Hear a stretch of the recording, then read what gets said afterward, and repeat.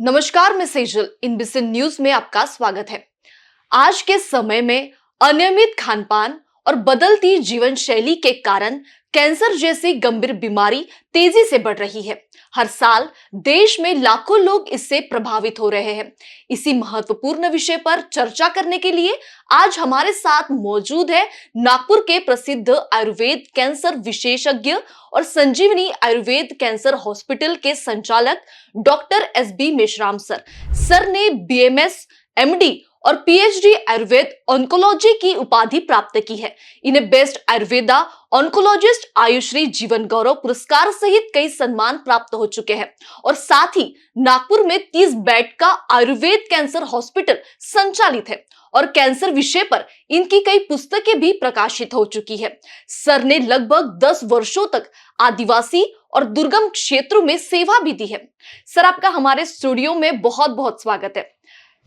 Sir, सबसे पहले हम ये जानना चाहेंगे कि कैंसर क्या होता है और किन परिस्थितियों में किसी बीमारी को कैंसर कहा जाता है। कैंसर यानी कर्करोग, कर्क यानी कर्कटक, कर्कटक का मतलब होता है केकड़ा। अब कैंसर एक्चुअली होता क्या है और कैंसर क्या है? जब हम खान-पान में हमारा जो खान-पान है तो उसमें जब स्पाइसी जो है फास्ट फूड है, जंक फूड है, ज़्यादा नॉन-वेज के सब्सटेंसेस है, तो ये जब खाने में आता है तो हमारा सबसे पहला जो है वो हमारा जो डाइजेशन है, प्रॉपर डाइजेशन है वो बिगड़ चुका है रहता है। और ये बिगड़ने से क्या होता है कि अनडाइजेस्टेड पार्टिकल्स बॉडी में तैयार होते हैं और जिसको हम विषैल टॉक्सिन्स या विष कहते हैं। और ये जो विष है ये ब्लड सर्कुलेशन के द्वारा या फिर लिम्फेटिक सिस्टम के द्वारा बॉडी में के कोई भी पार्ट में जाता है और वहाँ पर वो इकट्ठा होकर वहाँ एक लंप तैयार होती है। और वो लंप ऐसी रहती है कि वो हार्ड रहती है, डीप साइडेड रहती है और उसमें कोई पेन नहीं रहता। और हार्ड स्पीड जल्दी स्पीड से रैपिडली स्पीड से वो बढ़ती है। तो इस लम्प को हम कैंसर कहते हैं।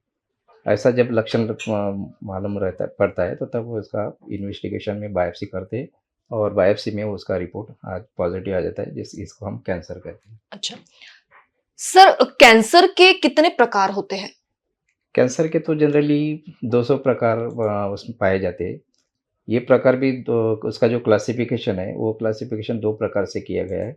एक ऐसा है कि जो कैंसर है वो जिस स्थान पर होगा उस स्थान के अनुसार, जैसे कि mouth cancer, brain cancer, breast cancer, lung cancer. और दूसरा प्रकार है वो सेल्स का जो टाइप रहता है प्रकार, उसके अनुसार उसके प्रकार किए गए हैं। उसमें जैसा कि कार्सिनोमा है, सार्कोमा है, लिम्फोमा है, ल्यूकेमिया है और टेरेटोमा, कुल मिलाकर 200 प्रकार इसके किए गए हैं। सर, कैंसर के प्रमुख कारण क्या होते हैं? देखिए, कैंसर का कारण के बारे में हम जब चर्चा करेंगे, तो मृत्यु को जैसे 100 कॉजेज़ है, कारण है, तो वैसे कैंसर को कारण है। 100 में से जो एक कारण है कि जो सबसे पहले कारणों में तो है कि जैसे भी नशीली चीज़ें हैं। नशीली चीज़ें में जैसा बीड़ी, सिगरेट, खर्रा, अल्कोहल, तो ये नशीली चीज़ों के वजह से ये माउथ कैंसर से लेके तो लीवर कैंसर, पैंक्रियाज़ कैंसर, ये सब कैंसर होने के चांसेस रहते हैं। दूसरा ऐसा है कि ये अनुचित खान-पान है, पर्याप्त नींद नहीं लेना है, उसके बाद में जहाँ पॉल्यूशन है, ये बहुत सारी कॉजेज़ कैंसर के लिए हो जाते हैं। कैंसर बीमारी के लक्षण क्या होते हैं? कैंसर बीमारी का लक्षण इसमें तो ऐसे जिस सिस्टम का वो कैंसर होगा उस सिस्टम के अलग-अलग लक्षण होते हैं। जैसे कि ब्रेन कैंसर होगा तो उसमें जैसा हेडेक होना, वोमिटिंग जैसा लगना, इम्बैलेंस रहना। इसोफेगस या का कैंसर होगा तो वो गले में टाइटनेस लगना, हाइपर एसिडिटी, निगलने में दिक्कत जाना। ये लंग का कैंसर होगा तो खाँसी आना, उसमें से खून न जाना। तो ये हर सिस्टम में अलग-अलग उसके लक्षण आते हैं। उसमें इसमें स्पेशलिटी ऐसी है इस कैंसर के लक्षण की कि फर्स्ट स्टेज में इसका कोई लक्षण नहीं रहता। और जब ये मतलब जहाँ पे एक आधी गाँठ रहती है या तो उस गाँठ का कोई तकलीफ नहीं रहता पेशेंट को, पेन नहीं रहता, तो पेशेंट निग्लेक्ट करता है। जब उसको तकलीफ होना चालू हो जाती है तब वो हॉस्पिटल में जाता है, तो वो जो गाँठ है वो सेकंड स्टेज में रहती है और उसकी इन्वेस्टिगेशन करते-करते समय वो तक वो थर्ड स्टेज में चली जाती है। तो इसीलिए ये अगर ऐसा कोई भी लक्षण अगर रहा तो इमीडिएट उसका इन्वेस्टिगेशन करके उसका डायग्नोसिस करना चाहिए। कैंसर का निदान कैसे किया जा सकता है? कैंसर का निदान वैसे तो अगर फिजिकली करना है तो जनरली जो लंप रहती है, जो गांठ रहती है कैंसर की, वो हार्ड रहती है, मैंने अभी बताया पेनलेस रहती है और रैपिडली ग्रोथ उसमें रहती है और इमोबाइल रहने वो हलती नहीं है। तो ये तो फिजिकल इन्वेस्टिगेशन, लेकिन कुछ रेडियोलॉजिकल इन्वेस्टिगेशन है, जैसे कि एमआरआई है, सीटी स्कैन है, पेट स्कैन है, तुम्हारा एफएनएसी और बायोप्सी, ये इसका तो इसका कंफर्मेशन जो डायग्नोसिस है वो बायोप्सी है। सर, अगर हम कैंसर के इलाज की बात करें तो आज के समय में कौन-कौन से ट्रीटमेंट ऑप्शंस उपलब्ध है और वे कितने प्रभावी है? ये आज कैंसर का हम ट्रीटमेंट के बारे में देखेंगे तो इसमें अभी जो पारंपरिक ट्रीटमेंट है, जो मॉडर्न साइंस में, जो इसको अपन एलोपैथिक ट्रीटमेंट बोलते हैं, तो उसमें जो ट्रीटमेंट है तो उसमें एक एक सर्जरी, सेकंड है रेडिएशन थेरेपी और कीमोथेरेपी। और ये तीनों भी जो थेरेपीज़ है ये अकॉर्डिंग टू स्टेज रहती है। और इसमें उसमें उसके बाद में कुछ और एक एडवांस स्टेज में भी टारगेटेड थेरेपी है, हार्मोनल थेरेपी है। लेकिन ये सब जो ट्रीटमेंट है, ये सिर्फ़ पेशेंट का लाइफ़ बढ़ाने के लिए है, यानी वो सिर्फ़ क्यूरेटिव नहीं है, ये पैलिएटिव ट्रीटमेंट है। उसमें लिमिटेशन भी बहुत है, जैसे कि सर्जरी है, सर्जरी का यानी हर पेशेंट में सर्जरी होती नहीं है। अगर वो सर्जरी का कंडीशन में नहीं है तो सर्जरी होती होती नहीं। उसके साइड इफ़ेक्ट भी है, कीमो के तो ज़्यादा साइड इफ़ेक्ट है। कीमो जब देते हैं तो उससे कैंसर सेल्स के साथ-साथ नॉर्मल सेल्स भी नष्ट हो जाते हैं। और जब नॉर्मल सेल्स नष्ट हो जाती है, पेशेंट की इम्यूनिटी कम होती है और जो कैंसर है, वो एडवांस स्टेज पे या डिस्टेंस मेटास्टेसिस बोलते हैं इसको, वो स्प्रेड हो जाता है। और रेडिएशन थेरेपी का भी जिस पार्ट में हम रेडिएशन देते हैं, उस रेडिएशन से वो जो सेल्स है वो तो बर्न होती है, लेकिन साथ-साथ उसका 10 सेंटीमीटर टू 20 सेंटीमीटर का जो पार्ट है, नॉर्मल पार्ट, नॉर्मल सेल्स, वो भी उसमें बर्न हो जाती है। तो जब वहाँ अल्सर होता है, तो वो अल्सर हील नहीं होता, तो इसलिए वो ये तीनों भी पद्धति है जो है, ये पैलिएटिव ट्रीटमेंट है। लेकिन इसका जो ट्रीटमेंट है, आयुर्वेद में इसका ट्रीटमेंट है। आयुर्वेद 5000 साल पहले का साइंस है, प्राचीन एंशिएंट साइंस इसको बोलते हैं। उसमें इसके पहले भी जो भी चरक है, सुश्रुत है, वाग्भट है, ऐसे जो प्राचीन ग्रंथ है, उस प्राचीन ग्रंथ में बहुत सारी औषधि है जो कैंसर पर काम करने वाली है, उसका पहले से ही चलते रहा आ रहा है इलाज। और उसमें 3 प्रकार के मेडिसिन रहता है कि एक प्लांट ओरिजिन है, दूसरा एनिमल ओरिजिन है और तो मेटल ओरिजिन है। तो प्लांट ओरिजिन यानी कि जैसे कि प्लांट्स है जो कैंसर पर काम करती है, साइटोटॉक्सिक ड्रग जिसको बोलते हैं हम लोग। तो उसमें बहुत सारे जैसे नीम है, तुलसी है, हल्दी है, बहुत सारी ऐसे है। उसके बाद में इसमें मेटल में देखेंगे तो सुवर्ण है, मनसील है, हरतल है, बहुत सारे मेटल ओरिजिन जो है इस पर काम करते हैं। तो ये है जो आयुर्वेद का ट्रीटमेंट। दूसरा फ़ायदा ऐसा है इसमें कि ये जो काम कैसे करती है कि सबसे पहले हम लोग जब ट्रीटमेंट करते हैं, तो उसको हम कॉज़ हटा देते हैं। यानी जिस कॉज़ से वो बीमारी हुई है, जैसे कि किसी को टोबैको से बीमारी हुई है, तो उसको हम रोक देते हैं। और उसके बाद में जो भी इसमें लाइन ऑफ ट्रीटमेंट आयुर्वेद में रहता है कि जैसे शोधन चिकित्सा यानी कि पंचकर्म चिकित्सा, जो भी टॉक्सिन्स है वो बॉडी के बाहर निकालना। शमन चिकित्सा यानी कि जो साइटोटॉक्सिक ड्रग है उसको देकर उस बीमारी को नष्ट करना। और शस्त्रक्रिया भी है, आयुर्वेद में भी शस्त्रक्रिया है। अगर फर्स्ट स्टेज में जैसे कि ओरल कैंसर है या ब्रेस्ट कैंसर है, तो हम लोग खुद ही उनको इनिशियल कंडीशन में सर्जरी परफॉर्म्स करते हैं, एडवाइस करते हैं। और उसके बाद में कीमो रेडिएशन देते नहीं। और उसके बाद हमारा जो भी आयुर्वेद के जो ड्रग्स है वो यूज़ करके 3 से 6 महीने में पेशेंट का रिपोर्ट नॉर्मल आ जाता है। सर, क्या आयुर्वेद में कैंसर का परमानेंट इलाज है? हाँ, बिल्कुल है। मैंने बता दिया ना कि अभी आयुर्वेद में ही उसका परमानेंट इलाज है।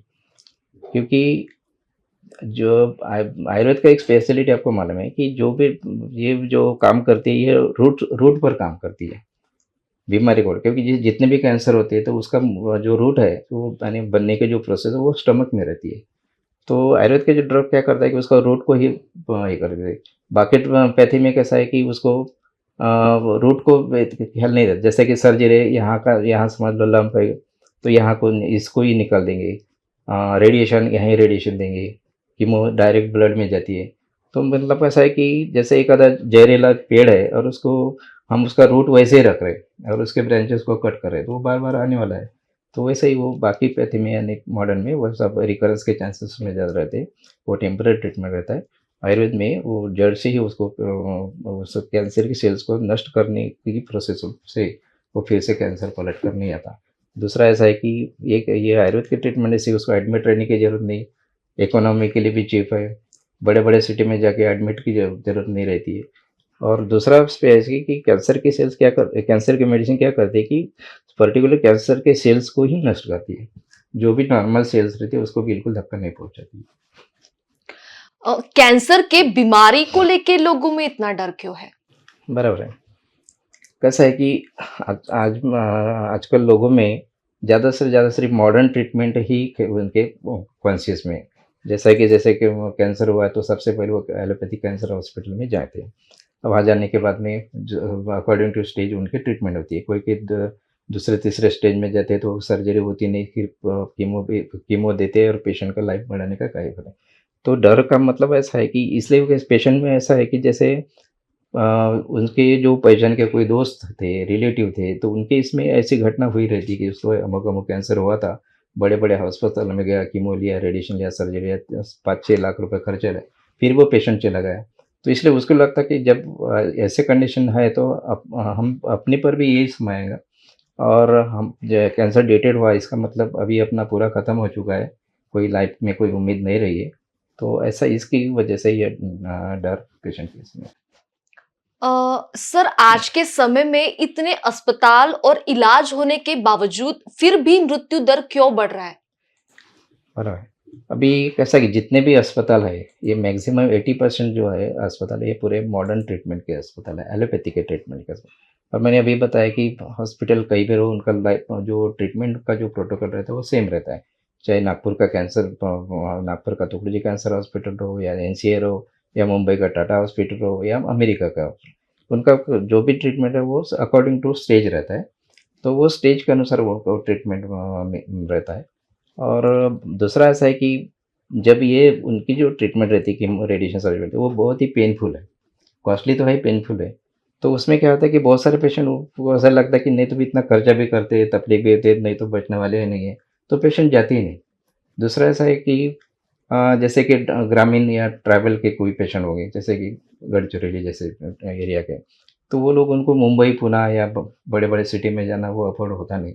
तो इसलिए उसमें मृत्यु का दर ये ज़्यादा हो रहा है। सर कुछ लोगों का ये भी कहना है कि आयुर्वेद उपचार में परहेज ज्यादा रहती है। नहीं, एक्चुअली ये तो मिसअंडरस्टैंडिंग है। एक्चुअली परहेज वो नहीं है, तो एक्चुअली वो बीमारी के कॉजेज़ है वो।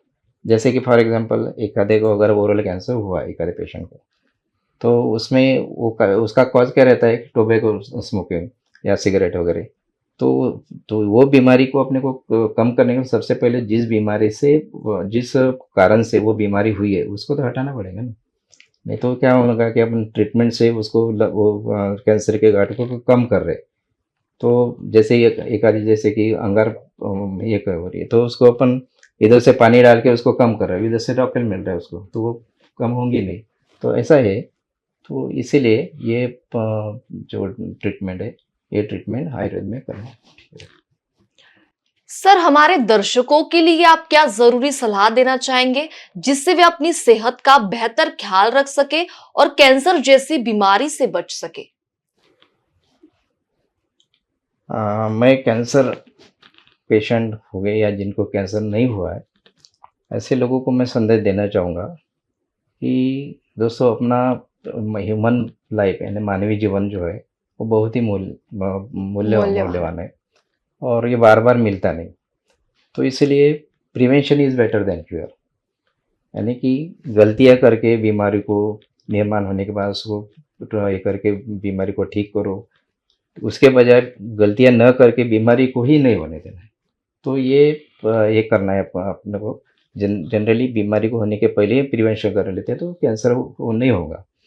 उसमें मैं तीनों जो ग्रुप के लोग हैं उनको, सबसे पहले तो जो एडल्ट लोग हैं, जो युवा पीढ़ी है, उनको मैं संदेश देना चाहूँगा कि सबसे पहले जो इस बीमारी का मेन कारण ऐसा है कि वो एडिक्ट, जैसे कि गुटखा है, तंबाकू है, सिगरेट है, बीड़ी है, अल्कोहल है, तो ये उन्होंने अगर रोक दिया है तो ये बीमारी उनको बहुत सारे इसको अपन प्रिवेंट कर सकते हैं। दूसरा ऐसा है कि जैसे कि मोबाइल का ज़्यादा यूज़ करना या फिर ये जो मोबाइल के टावर्स है उससे जो अल्ट्रा रेडिएशन निकलती है, तो उससे भी बचना। और ये अगर चीज़ें करेंगे तो कैंसर से वो बच सकते हैं।